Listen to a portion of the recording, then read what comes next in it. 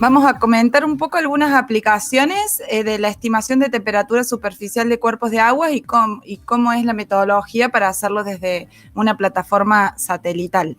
Entonces, el índice más o menos de la presentación va a tener una pequeña introducción, luego vamos a ver cómo se realiza un monitoreo satelital de esta variable, alguna breve mención de las principales aplicaciones en aguas oceánicas, un caso de estudio de nuestro grupo de trabajo acá en el Gulich y desafíos y perspectivas futuras. Como introducción, bueno, podemos decir que el 70% de la superficie del planeta Tierra es agua. De ahí es la importancia de esta variable fundamental para esta molécula que es tan importante en nuestro planeta. El 96% se encuentra en los océanos y el resto es agua dulce que puede estar en acuíferos, en los cascos polares o en aguas superficiales, por ejemplo, en ríos y lagos. Además, también hay una cantidad importante en la atmósfera. Siempre ponemos esta frase porque es interesante, de Arthur Clay, que es un científico y divulgador, que decía que es inapropiado llamar este planeta Tierra cuando claramente es océano. Cuando hablamos de la temperatura, vamos a ver que es una variable muy importante porque va a incidir en otras propiedades que tiene la molécula del agua. Pero además el agua es una molécula especial dentro de todo el conjunto que conocemos y que estamos acostumbrados las personas que trabajamos con la química, con la fisicoquímica y con la biología, ¿no? Bueno, primero tiene un color transparente. Cuando estaba publicado este libro, todavía estaba esta propiedad que es del color, que dicen que es transparente, pero estudios más recientes han demostrado que tiene una pequeña coloración azul debido a que absorbe apenitas en el color rojo, pero no es una absorción, digamos, por efectos que tienen que ver con la luz visible, sino por un acoplamiento de grados de vibracionales. Eso es como una novedad, digamos. Con pasos de ópticos muy largos tiene un leve color azul. Si está pura no tiene olor, no tiene sabor. Una de las características más importantes y de las propiedades más importantes del agua es su altísima capacidad calorífica cuando está en estado líquido, y eso va a hacer que sea muy importante como termostato, ¿sí? En los ecosistemas terrestres. Bueno, tiene un alto calor de fusión y de vaporización, entonces también puede transportar energía cada vez que cambia de fase y esa agua cambia de fase, se transporta en la atmósfera o en el océano, va a ser también una forma de transportar energía. Tiene un alto punto de fusión y de ebullición para ser un gas formado como está formado por un átomo de oxígeno y dos de hidrógeno, y esto es debido a que forma puentes hidrógenos. Esto también es característico del agua y es fundamental para la existencia de la vida en la Tierra. Este tipo de enlaces químicos. Bueno, tiene su máxima densidad a 4 grados centígrados, entonces el hielo, ¿sí?, en contacto con el agua que se encuentra a 0 grados centígrados puede flotar. Bueno, esas características que les acabo de mencionar hacen posible que, por ejemplo, los ríos no se congelen cuando en invierno, cuando llegan a 0 grados centígrados, porque queda la capita de hielo flotando sobre el agua. Además, el hielo es aislante térmico, entonces eso favorece, digamos, por un lado, que no se congele todo el cuerpo de agua, y por otro, para que se mantenga la vida acuática, ¿sí?, durante los inviernos. Una cosa que es muy interesante es que es el único planeta en el sistema solar, y hasta donde se conoce, en donde se pueden obtener, se encuentra a presión atmosférica, a una atmósfera de presión, y a 0 grados centígrados, el agua coexiste en sus 3 estados de agregación. Bueno, otra de las cosas importantes del agua es que una molécula polar es un excelente solvente entonces de sales iónicas y va a favorecer la formación de micelas a partir de moléculas orgánicas hidrofóbicas. Y esto es lo que hay especulaciones que gracias a estas propiedades fue posible el desarrollo de la vida, es decir, que algún grupito de moléculas orgánicas queden encerradas como en un balón de reacción, gracias a esta propiedad, digamos, de la formación de micelas, de moléculas orgánicas en agua, y ahí adentro sucedieron reacciones químicas que luego pudieron dar origen a las principales biomoléculas que después generaron la vida, etcétera. Tiene muchísimas propiedades. Bueno, ya a nivel más macroscópico, hablando como un sistema, el ciclo del agua es fundamental para todo lo que es el transporte energético en nuestro planeta y también para el desarrollo de los ecosistemas, ¿sí? Acá hay otra frase que encontré en una revista que también me gustó, que dice que si el cambio climático es el tiburón, entonces el agua son sus dientes. Entonces, ahí vemos cómo impactan los cambios de temperatura en los cambios de fase del agua y por lo tanto en todos estos eventos hidrometeorológicos extremos que estamos viviendo en este contexto nuevo de cambio climático. Más recurrentes que antes, digamos, porque siempre hubo eventos, pero con mayor recurrencia e intensidad. Otra de las cosas que importantes, digamos, para tener en cuenta cuando uno piensa en el agua y en la temperatura del agua es este tema de los cinturones, los cinturones convectivos del océano, o el cinturón convectivo del océano, que también transporta energía, ¿sí? Son corrientes de agua más salada y fría que desciende, el agua más salada y fría es más densa y por lo tanto desciende, va por el fondo y el agua cálida va por la superficie y sabemos entonces que los sistemas siempre buscan entrar en un equilibrio termodinámico, ¿no? Eso significa que siempre están buscando igualar las temperaturas, igualar las concentraciones de los compuestos químicos, eso se llama gradiente químico, el otro gradiente térmico, aminorar todas las fuerzas, que eso se llama gradiente mecánico. Bueno, lo mismo pasa con los eléctricos y los magnéticos y por lo tanto, si hay cambios de salinidad, eso va a provocar movimientos, corrientes de masa y lo mismo con los cambios de temperatura. Entonces, ahí el océano actúa como un termostato y una cinta transportadora de energía en la Tierra. Bueno, ya hablamos del agua, ahora vamos a hablar un poquito de la temperatura, que es la variable que queremos medir. Yo quise hacer una breve introducción debido a que en el Instituto Gulich, además de matemáticos, físicos o químicos, hay personas que vienen de las áreas sociales, como historiadores, ahora gente que está estudiando el tema de la arqueología, entonces me pareció interesante poder mencionar esto. Entonces, la temperatura tiene que ver con la energía cinética de un sistema. Primero, bueno, es una variable intensiva, es decir, que no depende de la cantidad de masa, ¿sí?, de ese sistema, y es una variable macroscópica, es decir, yo no puedo hablar de la temperatura de un solo átomo o una sola molécula, siempre va a ser una variable que depende de un conjunto de moléculas en un sistema, y básicamente es proporcional a la velocidad promedio en la cual se están moviendo las moléculas en ese sistema, ¿sí? Entonces, es posible, a partir de la teoría cinética de los gases, es posible relacionar la energía cinética, que si la vieron con el colegio en física, es un medio de la masa por la velocidad al cuadrado, ¿sí?, de cualquier partícula, es posible relacionarla con la temperatura, ¿sí? O sea, la energía cinética se relaciona con la temperatura, ¿sí?, para un sistema de gases ideales, como 3 medios del número de moles, ¿sí?, por litro que uno tiene en un sistema, por una constante que es la constante de Boltzmann, por la temperatura. Es decir, que si yo conozco la temperatura de un sistema, puedo saber aproximadamente el valor promedio de las velocidades de las moléculas en ese sistema. Y eso así parece una cosa muy matemática, pero tiene un impacto enorme, digamos, para poder analizar un montón de sistemas químicos y biológicos, ¿sí? Porque las moléculas, para poder reaccionar, siempre necesitan algo que se llama energía de activación, y esa energía de activación uno la puede relacionar con esto que es la temperatura. Un ejemplo práctico es cuando uno llena una habitación de gas metano, aunque tenga todo el oxígeno del mundo y tienen que reaccionar, porque termodinámicamente es espontáneo que así suceda, no reaccionan hasta que alguien no les da un empujoncito de energía, es decir, uno prende un fósforo, y eso es la energía de activación que uno le da al sistema, una energía suficiente para que supere esa barrera y reaccione.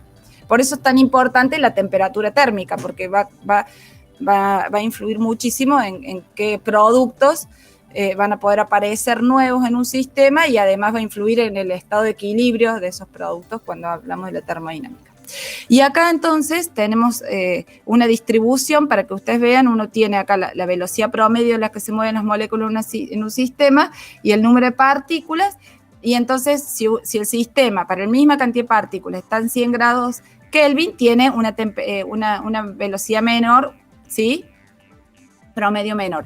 Y cuando uno aumenta la temperatura, la velocidad promedio de ese sistema, o más probable, es mayor.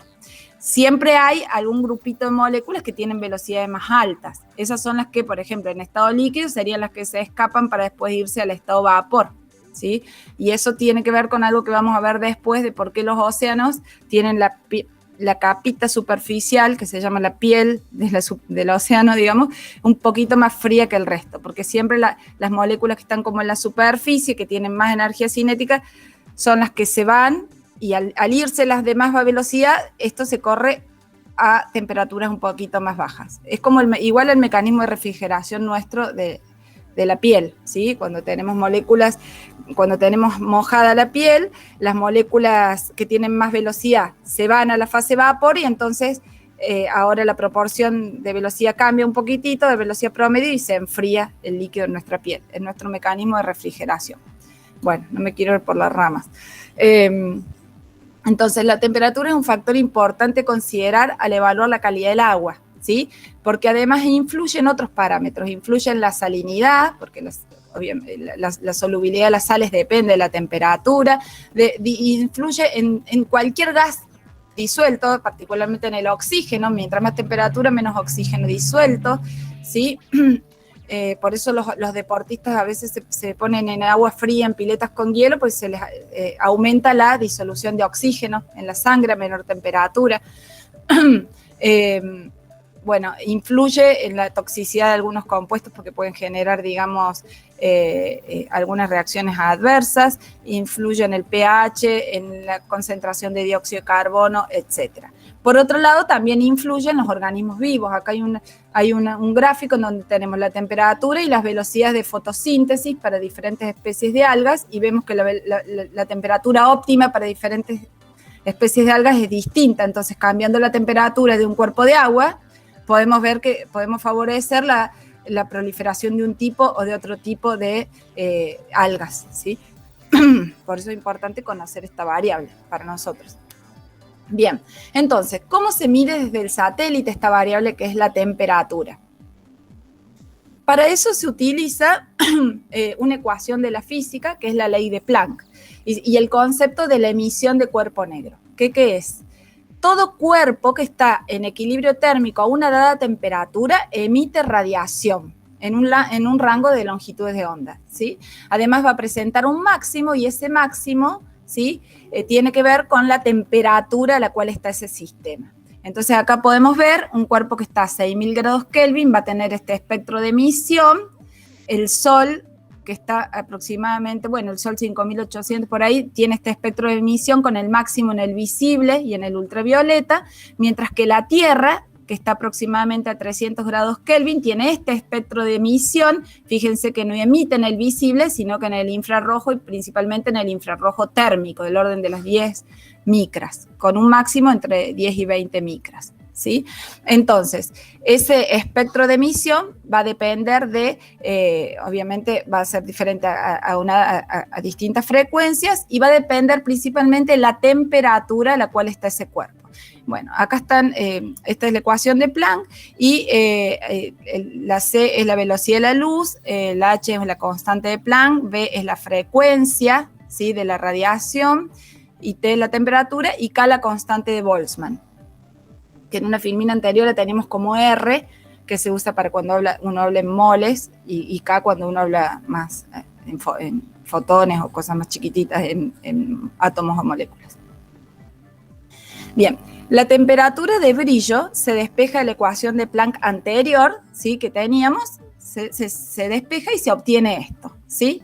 Y bueno, luego a partir de la ley de Boltzmann, ¿sí?, se generaron otras leyes un poquito más, de la ley de Planck, se generaron otras leyes que digamos, para estimar otras variables de manera más simple y que funcionen en determinadas condiciones, y bueno, una de ellas es la ley de Stefan Boltzmann, que relaciona la potencia que uno puede obtener de la emisión de ese cuerpo negro con la temperatura, ¿sí? Esta es una constante, y A es el área del cuerpo que está irradiando.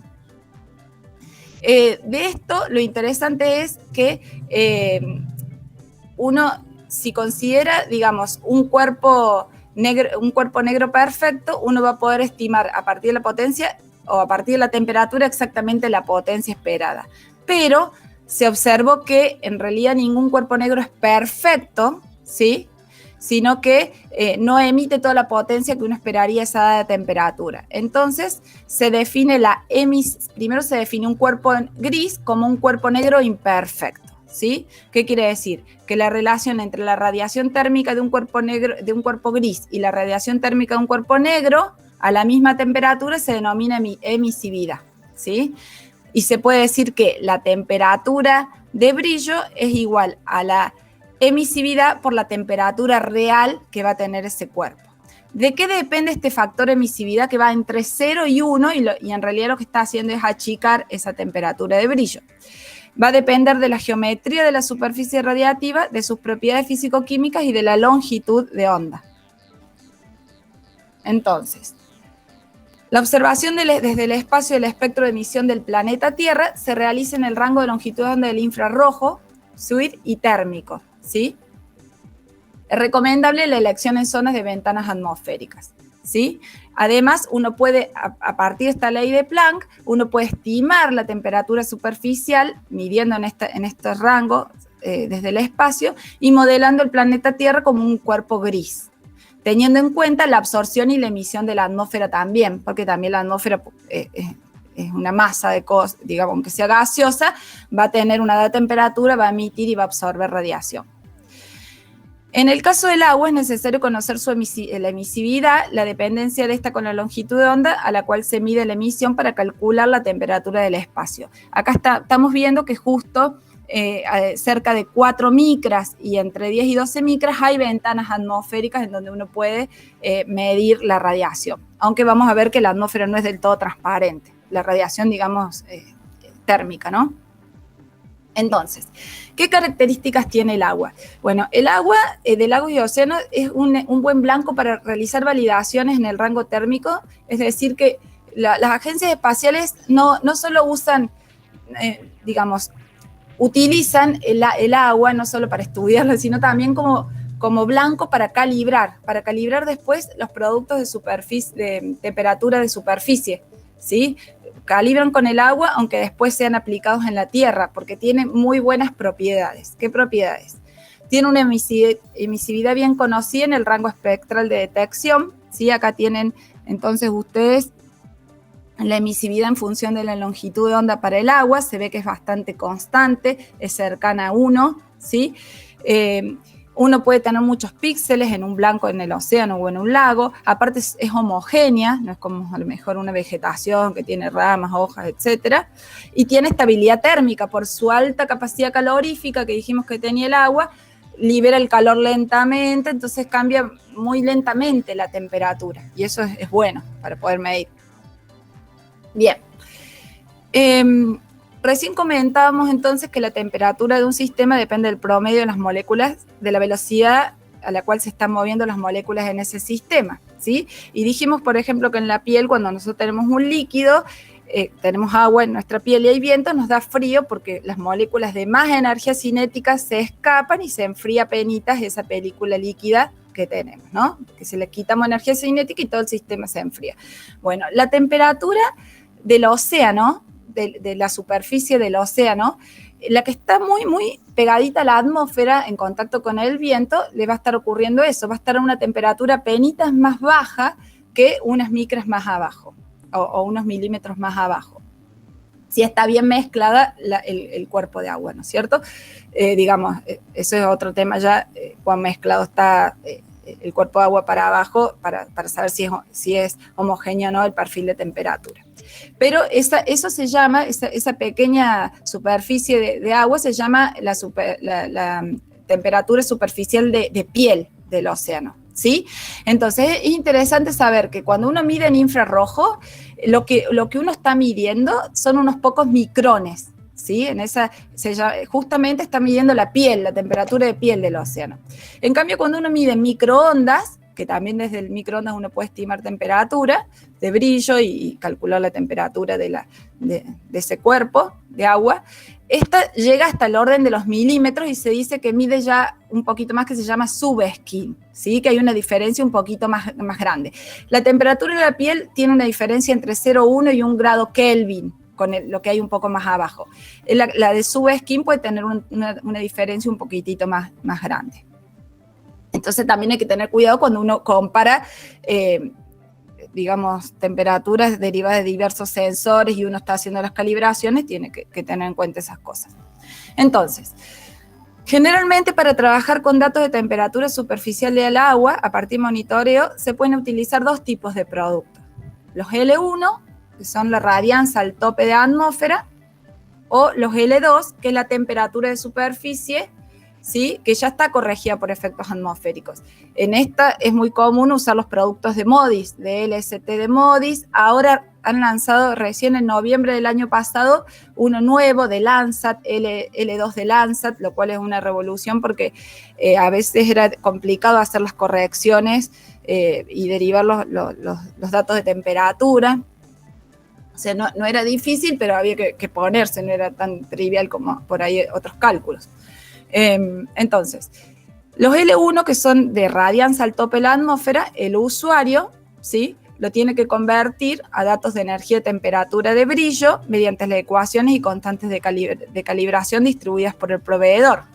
El usuario después también tiene que hacer una corrección debido a la contribución atmosférica y puede hacerlo con algoritmos de split window o single channel o monocanal que se llaman, y estos algoritmos tienen en cuenta también la emisividad de la superficie. Ahora, si el usuario quiere calibrar el algoritmo propio a partir de mediciones in situ, eso es lo que hacen las agencias, por ejemplo, un momentito. Si lo quiere hacer a partir de mediciones in situ, debe corregir la temperatura medida in situ a profundidades mayores a las micras mediante ecuaciones empíricas por el efecto del enfriamiento de la capa superficial, que es lo que vimos recién. Y además, si uno fuera una agencia espacial que está desarrollando el algoritmo propio, entonces, además de estas correcciones de la piel, digamos por la piel del agua, de la superficie del agua, uno también tiene que, me olvidé acá que tenía que decir, ahora lo voy a poner de ejemplo. Uno tiene que calcular, básicamente eso, tiene que hacer muy bien la corrección de la piel del agua y después estimar a partir de esa temperatura la radianza de ese cuerpo de agua. Pero para estimar esa radianza usa la ecuación de Planck y además usa modelos de transferencia radiativa para hacer todas las correcciones teniendo en cuenta el paso de la luz por la atmósfera. Entonces, ya después les voy a dar un ejemplito de eso. Ahora, ¿qué sensores son capaces de medir la temperatura, ¿sí?, desde el espacio? Bueno, tenemos sensores desde 1981, ¿sí? De la NOAA, tenemos de la NASA, de la ESA, diferentes tipos de sensores y los más con distintas resoluciones espectrales, es decir, algunos tienen más de una banda, y distintas resoluciones también espaciales y revisitas. Estos son principalmente, están sacados de un libro específico de monitoreo de los océanos, o sea, son principalmente para aplicaciones oceánicas, pero también MODIS ya sabemos que se usa también muchísimo para aplicaciones en superficie terrestre. Y los más nuevos, que no estaban en este libro, son el BIRS de la NASA, que es una continuación de MODIS, y el SLSRT de Sentinel-3, que es una continuación de este otro de la ESA. Además,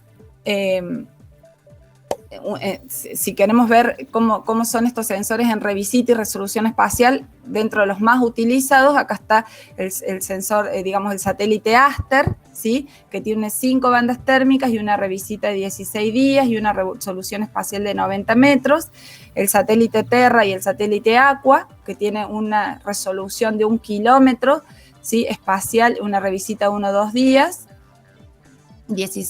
Bueno, en realidad acá está mal, no son 16 bandas térmicas. Me parece que ahí me confundí con cantidad de bandas. Ya lo voy a chequear por las dudas. Tienen bastante porque también tienen en el orden de los 3 y 4 micras, pero me parece que ahí puse más. Ya lo voy a chequear por las dudas. El Landsat 8, que tiene 2 bandas térmicas, ¿sí? El Meteosat de segunda generación, ¿sí? Que tiene 8, se toma datos cada 15 minutos y tiene 3 kilómetros de resolución espacial, y el Sentinel 3. Bueno, además de estos, la ESA está proyectando una nueva misión, principalmente para aplicaciones en el agro y en los cultivos para cálculo de evapotranspiración, y están proyectando una resolución espacial de 50 metros y una alta revisita, así como Sentinel-2, para que sea compatible con Sentinel-2. Pero está planeado para el año 2029. ¿Sí? Dentro de los objetivos complementarios está, de este tipo de satélite futuro, está el cálculo de islas de calor urbano, gestión en zonas costeras y eventos de alta temperatura. Bien, entonces, vamos a ver un ejemplo de cómo se calibra un producto L2 para el caso del sensor Landsat 8 TIRS mediante el uso de boyas de la NOAA. ¿Sí? Entonces, este algoritmo es el que usa actualmente la NASA para generar los productos L2C2. Y es un poco para tener idea de cómo es el procedimiento para generar ese producto. Entonces, lo primero que hace esta gente es hacer un ajuste empírico de la temperatura subsuperficial a partir de un montón de datos de boyas. ¿Sí? Hay ecuaciones un poco sofisticadas y al final terminan siempre siendo ajustadas con métodos empíricos, pero que tienen obviamente una base física, ¿sí? Entonces, la temperatura de la piel medida por el satélite generalmente unas pocas décimas más baja, como habíamos dicho, y debe ajustarse para la validación, porque de esto va a surgir los coeficientes que luego utilizan, digamos, los usuarios, o de acá va a surgir directamente el producto de temperatura superficial. A altas velocidades del viento, con mayores a 5 metros por segundo, generalmente se puede utilizar un factor de corrección constante. Una compensación promedio aceptable es alrededor de menos 0,17 Kelvin. Dijimos que está un poquito más fría, entonces a la temperatura que uno mide a 20 centímetros de profundidad, uno corrigiéndole con menos 0,17 para ese tipo de vientos anda bien, ¿sí? Pero es un estimativo. Hay después si uno lo quiere hacer exhaustivamente a un trabajo, bueno, están todas las ecuaciones y los métodos, diferentes aproximaciones empíricas que usan para hacer esas correcciones. ¿Sí? Luego se usa un modelo de transferencia radiativa para estimar la radianza al tope de la atmósfera a partir de temperatura de piel. Dijimos que si nosotros conocemos la temperatura de un cuerpo gris, ¿sí? Podemos calcular cuánto va a ser la radianza, o sea, la emisión de ese cuerpo de gris a una longitud de onda. ¿Está bien? Entonces, eso es lo que hace esta gente, utiliza la ecuación, pero además utiliza modelos de transferencia radiativa que tienen que ver con la interacción, digamos, de toda la atmósfera con la luz, para poder tener en cuenta ese cálculo, para calcular la radianza que le va a llegar al sensor. Y también se necesitan datos de estaciones meteorológicas para modelar esa respuesta de la atmósfera, porque uno tiene las ecuaciones, pero después tiene que saber qué concentración de vapor de agua hay y de las moléculas que intervienen, digamos, en esas longitudes de onda, pero la que más impacta es el vapor de agua, ¿sí? Y también el viento de la superficie para saber cómo corregir realmente la superficie de piel, la temperatura de la piel. Esto está publicado por Cook y es el algoritmo operativo de la NASA actual.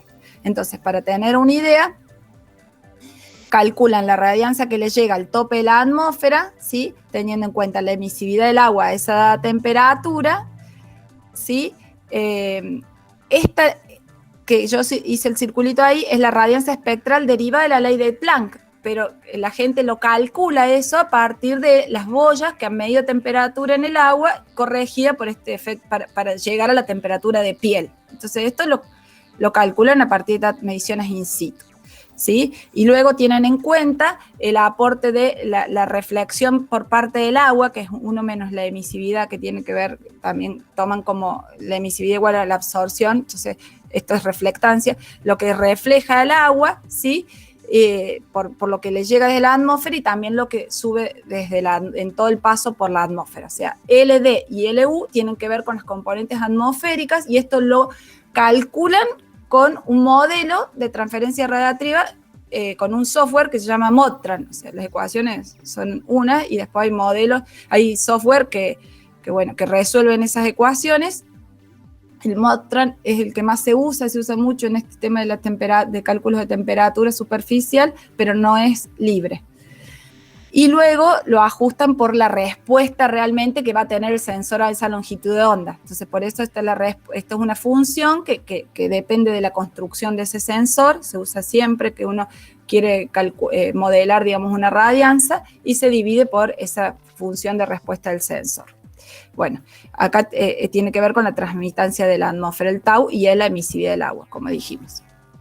Bien, y luego comparan la performance de lo que ellos calcularon con lo que dicen las boyas, ¿sí? O sea, han usado el principio de las boyas para poder calcular todo eso, pero después hacen una validación, digamos, con datos no utilizados previamente, y entonces para la banda 10 y para la banda 11 tienen errores un poquito mejor para la 10 que para la 11, errores bastante bajos, ¿sí?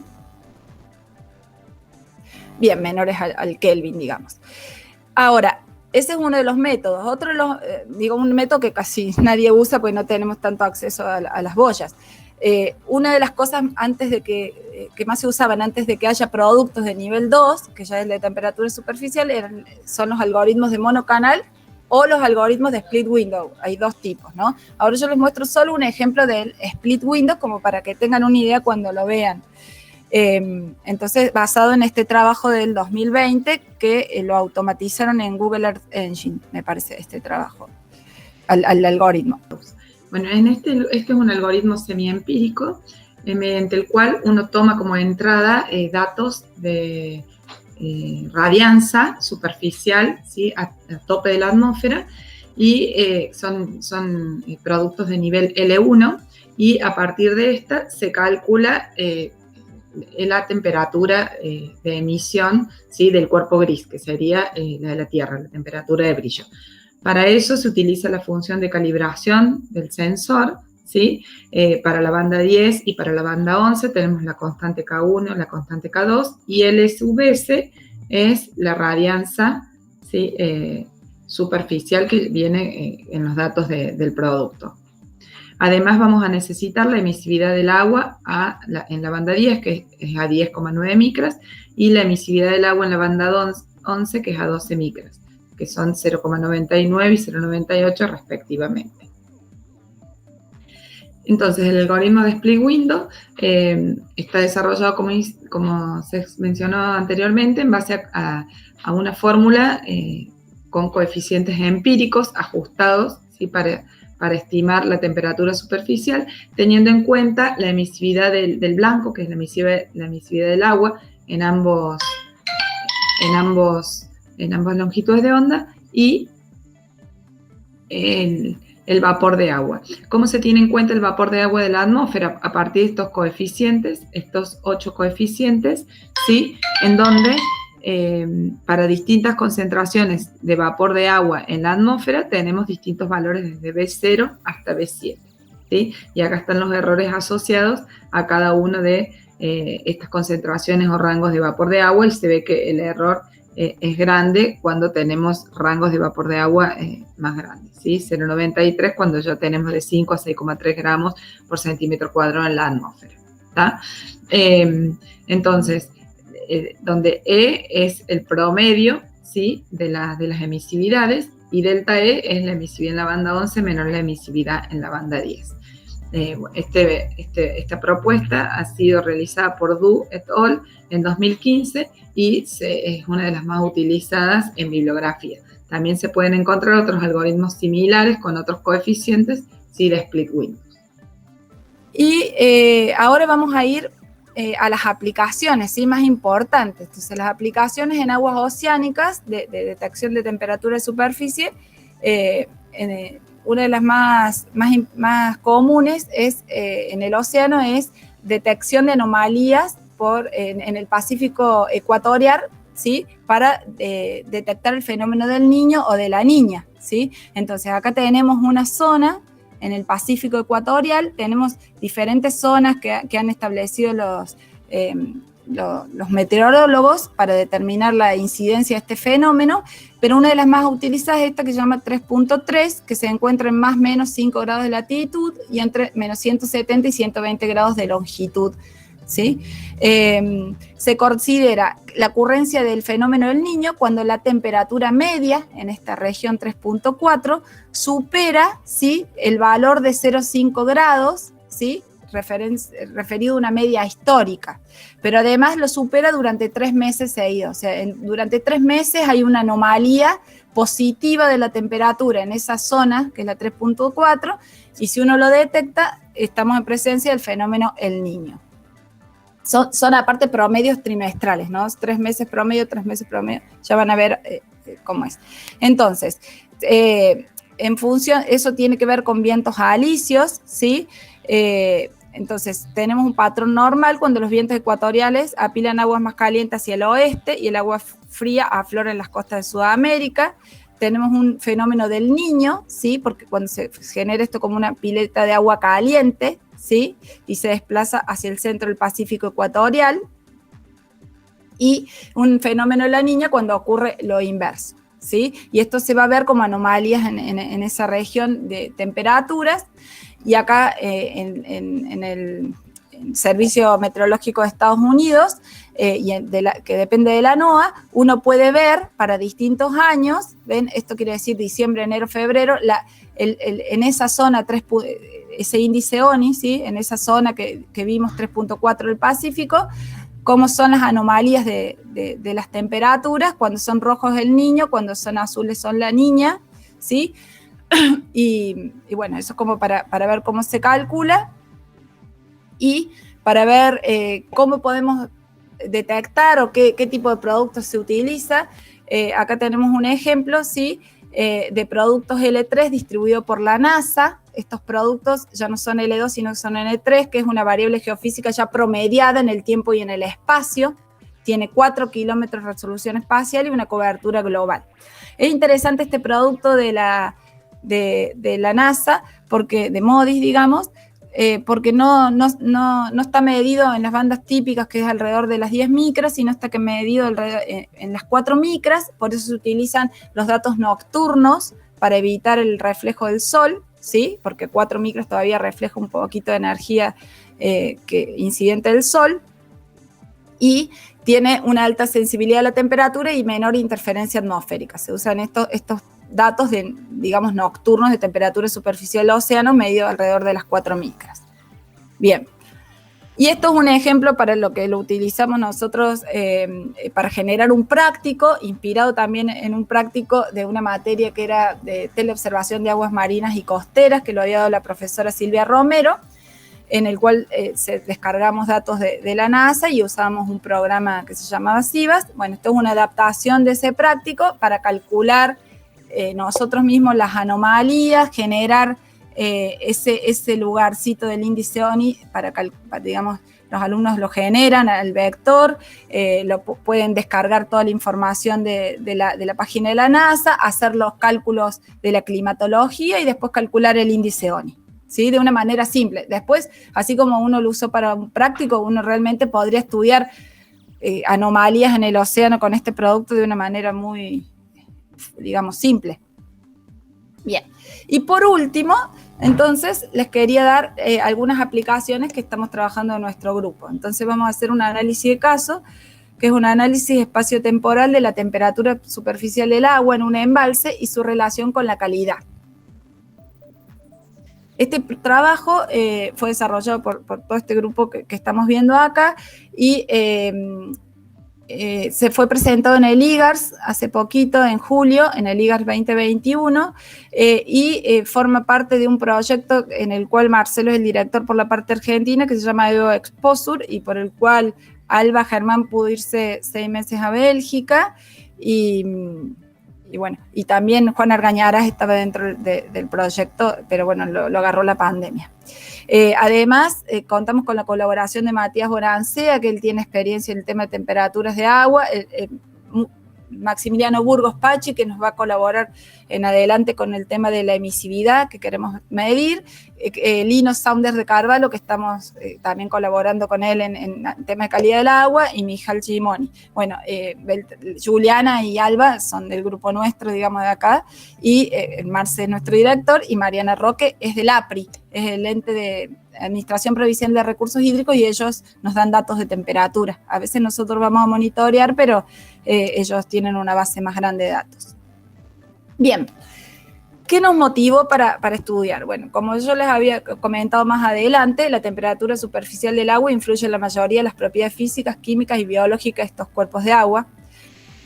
Se incluye como variable para calcular un índice de calidad del agua. Acá ahora va a estar trabajando con esto Sofía Pana, con índices de calidad del agua y su relación con uso del suelo.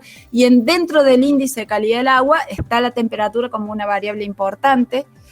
Y bueno, la calidad del agua forma parte de uno de los Objetivos de Desarrollo Sostenible 2030. ¿Sí? De algunos indicadores específicos.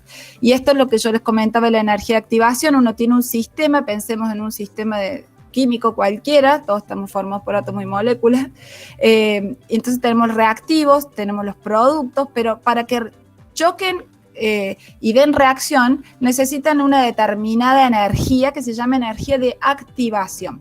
Y hay una forma o sea, esta energía uno la puede igualar a 3 medios de K por T, donde T es la temperatura del ambiente.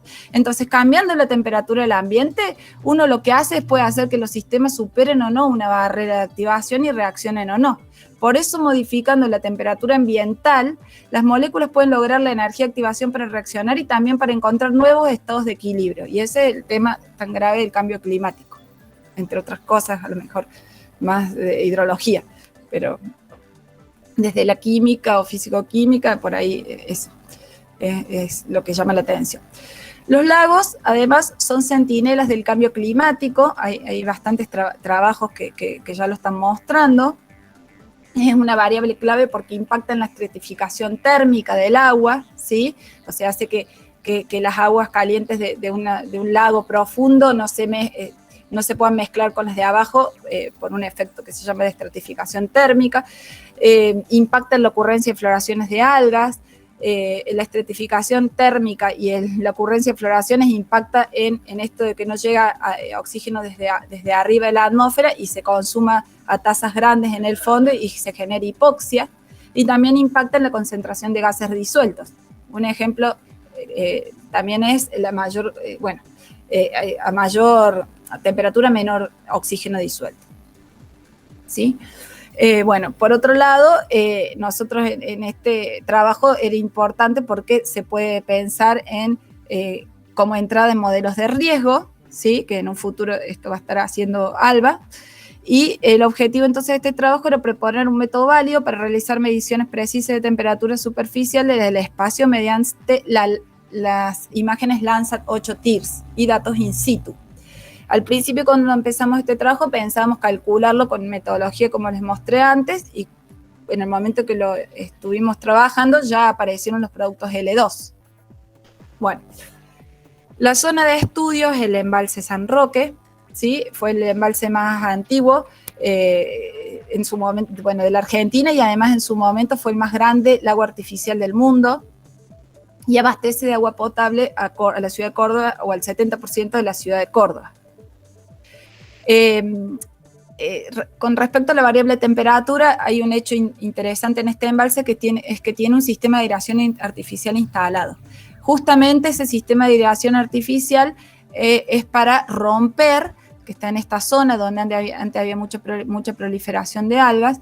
Este sistema intenta romper mecánicamente la termoclina presente, ¿sí? Y producir mezcla convectiva entre la parte superficial y el fondo para llenar de oxígeno el fondo, porque en ausencia de, cuando hay termoclina, el oxígeno se consume a tasas grandes en el fondo, y cuando hay anoxia se liberan fosfatos se liberan fosfatos desde los sedimentos, y esos son nutrientes para las algas. Acá está el hierro y el manganeso, es porque cuando se reducen en condiciones de anoxia, eso hace que se libere el fosfato porque se despegan cuando están reducidos el hierro y el manganeso en sus hidróxidos, el fosfato se despega. Pero cuando están oxidados no se despegan, quedan como una cinta de scotch, quedan en el fondo y entonces no se liberan nutrientes.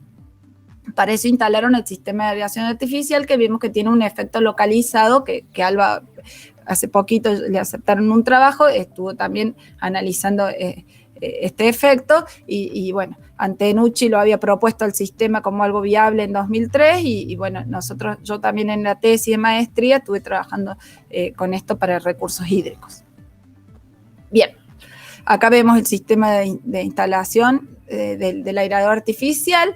Hay 8 puntos de monitoreo, esos son 8 puntos de los cuales nosotros vamos a tener datos de temperatura de superficie. Tomamos el periodo de tiempo del 2013 al 2020, ¿sí? Y además también buscamos datos de vapor de agua de la atmósfera para ver si influía o no en las estimaciones de temperatura o si había más error cuando había más humedad, etcétera. Aparte porque vamos a seguir haciendo cálculos con esto y lo vamos a seguir usando.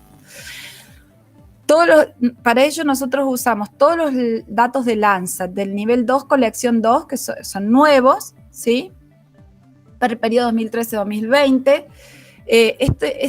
Este producto tiene, si bien viene con una resolución de 30 metros, está remuestreado. La verdadera resolución es de 100 metros del sensor. Se utilizaron 65 imágenes para ese periodo 2013-2020. Y para obtener la temperatura de la superficie, en la banda 10 se aplica esta ecuación, ¿sí? Que es como la ecuación para pasar de rescalado, ¿sí? Además, nosotros le agregamos el término 273,15 para pasarlo a grados centígrados. Bien. Además, para compararlos con datos de calidad del agua, se usó una imagen del día 22 de febrero de 2017, donde hubo una floración de algas. Se utilizó un algoritmo semiempírico desarrollado por Noelia Cosano en su tesis de grado de la carrera de gestión ambiental para estimar clorofila a partir de un mapa de NDVI en el agua, que está validado y calibrado con datos de campo. Y esto fue para comparar datos de temperatura con datos de clorofila. El procesamiento de los datos satelitales se hizo todo con el R y los mapas con el QGIS. Se pudo rescalar, recortar, enmascarar, extraer datos geolocalizados, realizar RGB bandas, generar los modelos, generar mapas, bueno, todo con el R. La tierra se enmascaró con el nivel más bajo del embalse para evitar después en la estadística tener problemas con datos que se entierra, digamos, y nos cambien toda la estadística. Entonces se enmascaró con el día del 15 de diciembre del 2020, que fue la mínima cota. Para eso se usó una máscara aprovechando el índice MNDWI con un umbral superior a 0,5 para aguas abiertas. Y para los fines de validación se utilizaron estos datos de campo de estas fechas, que están acá, 7 fechas. Alcanzamos a tener 48 pares de datos, sacamos el dato de garganta porque tenía como contaminación por la costa, y luego se utilizaron algoritmos de regresión lineal simple para ajustar o desarrollar un modelito semiempírico con la temperatura media in situ. Como para evaluar los modelos o la performance del producto de la NASA, se utilizó el error cuadrático medio y el error porcentual absoluto medio, ¿sí? Y además el análisis, la regresión lineal, el modelo de regresión lineal se comparó con la recta y igual a X, con la identidad, que es lo que tiene que dar un método de validación, y para eso observamos la pendiente, que debería ser igual a 1, y el ordenado de origen, que debería ser igual a 0. Bien, bueno, ya vamos terminando, les voy mostrando los resultados. Entonces, acá tenemos los errores de temperatura del producto tal cual viene de la NASA. Tiene un error promedio de 1,7 grados centígrados, es un poquito alto, ¿sí? Y además, cuando nosotros hacemos un análisis estadístico, nos da que no son idénticos los valores obtenidos in situ con los valores obtenidos, los valores que provee la NASA, con un 95% de confianza, ¿sí?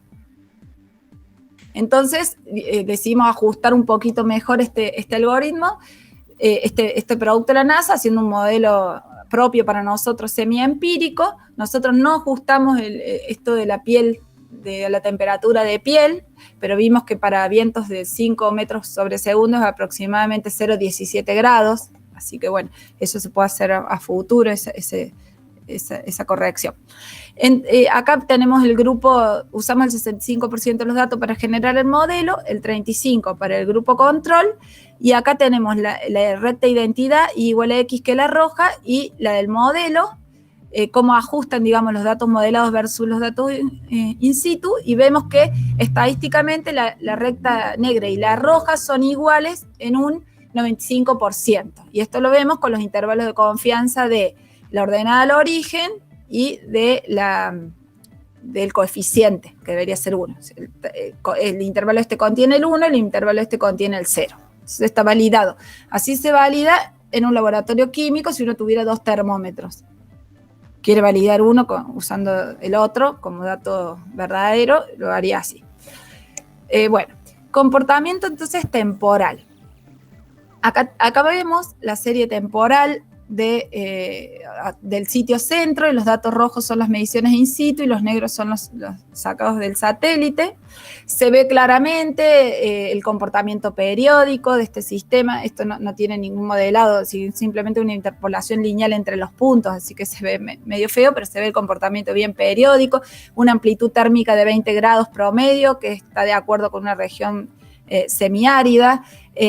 En el 2017 también se ve que la temperatura del verano es superior a la de otros años y coincide con que la cota estaba baja y fue un año muy seco.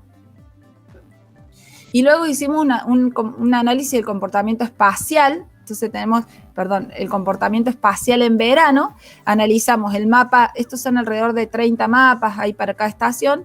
Analizamos el mapa medio, el mapa de máxima y el mapa de mínima, ¿sí? En esa estadística entre digamos, del stack de mapas, se puede ver que los valores medios de temperatura superficial en verano, se ve bien el patrón acá de cómo el mecanismo de aireación artificial enfría esta zona, muy bien.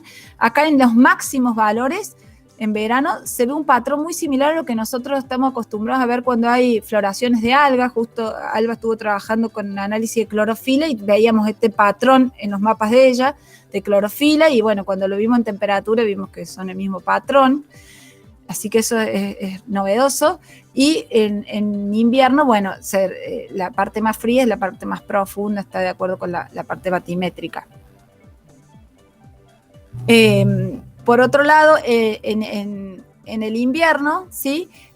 Bueno, los patrones siguen, digamos, los valores medios siguen la batimetría del lago, los máximos coinciden con la entrada de agua más caliente, pues menos profunda, ¿sí? Y en el invierno el mínimo se ve este efecto acá que coincide con la descarga en esta zona de la planta de tratamiento, que debe ser que descarga al fondo y sube el agua más fría para arriba y se ve ese efecto. Y por último, lo que quisimos ver es esto, justamente en un día de una alta proliferación algal, de un bloom, vimos el mapa de temperatura, ¿sí? Ven que esto coincide con el mapa de máximo que vimos anteriormente, y vemos que es muy parecido al patrón de clorofila A, de concentración de clorofila. Y se encontró que estadísticamente las zonas con bloom, clorofilas mayores a 150 miligramos por metro cúbico, tienen 3 grados significativamente diferentes, mayor que las zonas de no bloom. O sea, acá hay 3 grados más que acá. Y eso es demasiado, digamos, para hacer que esté más caliente el agua. O sea, no sonó raro. Pero bueno, es lo que se observa con el satélite. Se hizo una regresión lineal muy simple para estudiar la relación entre la temperatura y la clorofila. Nos dio un valor significativo igual a 0, un R cuadrado significativo igual a 0,28, y está de acuerdo con otros estudios. Nosotros hicimos un trabajo en el 2018 que también presentamos esto, y además vimos que, bueno, que relación lineal no es la mejor forma de correlacionar estas dos variables. Si bien da significativo, por ejemplo, análisis de Fourier da cosas como más interesantes. Y bueno, los cambios en la temperatura modelada, hemos pensado, podrían estar asociados con cambios en la emisividad del agua debido a la gran cantidad de presencia de algas. Entonces, acá viene lo interesante a futuro que estamos trabajando, es para el cálculo de temperatura superficial se utiliza un valor del agua de emisividad igual a 0,99. Y no encontramos valores de emisividad de algas, o sea, aguas con algas, en bibliografía, pero encontramos un paper de 1965 en donde se mide la emisividad del agua con petróleo, con aceite de maíz y con polietileno, y se ve que varía bastante, 0,96. Y el otro día con un algoritmo de single channel, en un seminario interno que tenemos con el doctor Bonancier, el algoritmo, cambiamos la emisividad de 0,99 a 0,96 y varió 1,9 grados aproximadamente la temperatura. Ahora vamos a hacer un estudio bien de la sensibilidad de la temperatura en función de la emisividad. Pero la temperatura era más baja, la emisividad es un poquito más baja. Entonces, pensamos que este efecto tiene que ver con la emisividad y no con temperatura, y es algo novedoso. Bueno, como conclusiones, vimos que la temperatura de la superficie del agua derivada de las mediciones satelitales sigue siendo un desafío que merece atención, ya que puede utilizarse como entrada de modelos de riesgos, ¿sí? Una cosa más interesante que vimos, que las zonas de Bloom tienen 3 grados centígrados por encima, y tenemos que saber si eso realmente es temperatura o es un cambio en la emisividad del agua. Y la relación entre la clorofila y la temperatura vamos a estudiarla más a fondo mediante análisis de series espacios temporales a largo plazo, entre otros. Y también se va a evaluar la utilización de temperatura en modelos predictivos, que eso es la tesis de Alba Germán, que tiene muchas otras variables, no solo temperatura, pero por eso es importante tener buenas estimaciones de temperatura. Y bueno, como datos y perspectivas futuras, está la misión de Copernicus de la ESA para el 2029, ¿sí? Y me quedó esa filmina, perdón, y acá la tenemos en realidad repetida. Los desafíos y perspectivas futuras son, hemos pensado, a nivel de análisis en laboratorio, la necesidad de mediciones de la emisividad del agua en presencia de películas orgánicas. A nivel de procesamiento de imágenes, lograr productos de temperatura con alta precisión para ser usado en el modelo en desarrollo de indicadores de cambio climático, porque pequeñas diferencias en grados Kelvin en la calidad del producto nos puede dar, digamos, ideas erróneas de lo que está pasando con la temperatura en el blanco que nosotros estemos analizando. Y incluir esta variable para desarrollar modelos. Y a nivel de desarrollo, como de agencia espacial, está la necesidad de sensores satelitales con mayor resolución espacial acompañados de más revisitas. Y es lo que vimos, que va a ser la NASA, pero recién en el 2029. Y en el IGARS, una persona de una empresa privada en colaboración con universidades presentó un proyecto para lanzar en breve un CubeSat de 12 unidades para medir la temperatura de la Tierra, una constelación para tener revisita casi diaria y llegar a una resolución espacial de 80 metros. Quisieran 50, pero dice que están como en 80. Bueno, y esto es como por último, nosotros, si bien esto fue de temperatura, siempre estamos trabajando y entendiendo el tema de la contaminación y cómo impacta en la gente más vulnerable.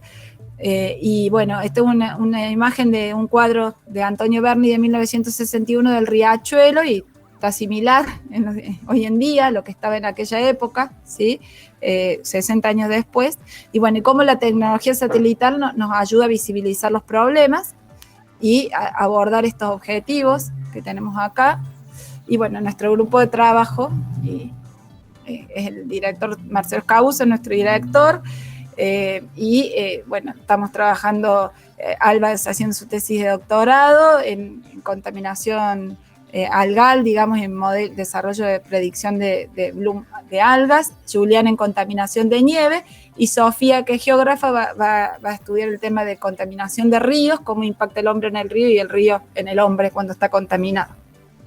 Y acá lo mencionamos a Matías Bonancier porque estamos trabajando, él es el director de CONICET de Sofía, y estamos trabajando juntos también mucho en estos temas.